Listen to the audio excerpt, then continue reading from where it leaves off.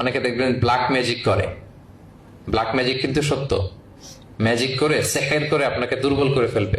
স্বয়ং আল্লাহর হাবিব সাল্লাল্লাহু আলাইহি ওয়াসাল্লামকে সেহের করা হয়েছিল। উনি কয়েক মাস স্ত্রীদের সাথে ফিজিক্যাল ইন্টিমেসিতে যেতে পারতেন না, এত দুর্বল হয়ে গেছিলেন।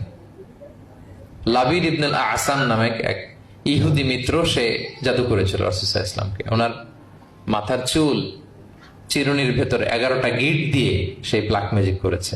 নবী সাল্লাল্লাহু আলাইহি ওয়াসাল্লাম কয়েক মাস অসুস্থ ছিলেন। পরে সূরা ফালাক নাস যখন নাজিল হয় তখন আল্লাহ তাআলা বিষ্ণু সাল্লাল্লাহু আলাইহি ওয়াসাল্লামকে সুস্থ করে দিলেন। সাহাবীদেরকে নিয়ে কুয়ার নিচ থেকে, চিরুনি থেকে এই গিটগুলো খুলে খুলে রাসূল সাল্লাল্লাহু আলাইহি ওয়াসাল্লাম 11টা আয়াত তেলাওয়াত করলেন। রাসূল সাল্লাল্লাহু আলাইহি ওয়াসাল্লামকে সুস্থ করে দিল কে?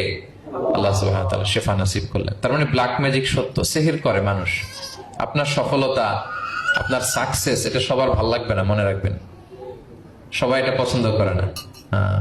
আল আইনু হক, নজর কিন্তু সত্য, নজর সত্য, নজরের প্রভাব আছে, চোখের প্রভাব আছে।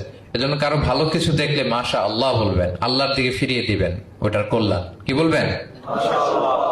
একটা সুন্দর ফুটফুটে বাচ্চা দেখলে মাশা আল্লাহ, কারো সফলতা দেখলে, কারো ফার্মে গেলেন, বাগানে যেয়ে দেখলেন ফল মূল ভর্তি, কি বলবেন? মাশা আল্লাহ।